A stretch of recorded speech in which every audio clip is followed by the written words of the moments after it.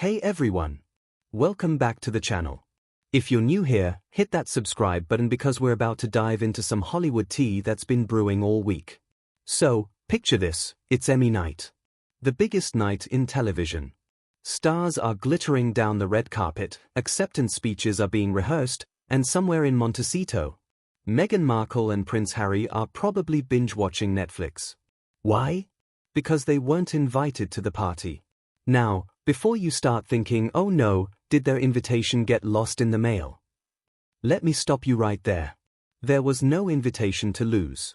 The Television Academy looked at their guest list, looked at Meghan and Harry's recent track record, and said, thanks, but we're good. Here's the thing that makes this whole situation absolutely fascinating, and honestly, a little awkward. While Meghan was sitting this one out, her estranged father Thomas Markle has actual Emmy nominations and wins under his belt. Yes, you heard that right. The man Meghan has publicly distanced herself from has more Emmy recognition than she's ever had. Let that sink in for a moment. Thomas worked behind the scenes in television for decades.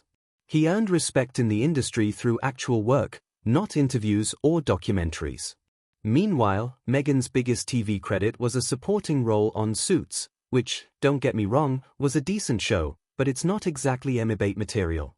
Now, I've heard through the grapevine that Meghan's been trying to cozy up to some major players in Hollywood. There are whispers about meetings with Paramount executives and attempts to get back into the good graces of the entertainment industry. But here's the brutal truth about Hollywood, it's all about relationships and trust. When you've made a career out of tell-all interviews and airing private family business, people in the industry start to wonder, if she'll do that to her own family, what would she do to us? Hollywood executives value discretion above almost everything else. They need to know that their private conversations won't end up as sound bites in the next big interview.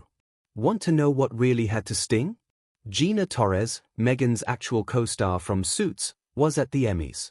She walked that red carpet, mingled with industry insiders, and celebrated television excellence. Meanwhile, Meghan was, well, we don't know where Meghan was, but it wasn't there. This isn't about being petty, it's about understanding how the entertainment industry actually works. Your past work speaks for itself, and your reputation travels ahead of you. Gina Torres built a career on consistent performances and professional relationships.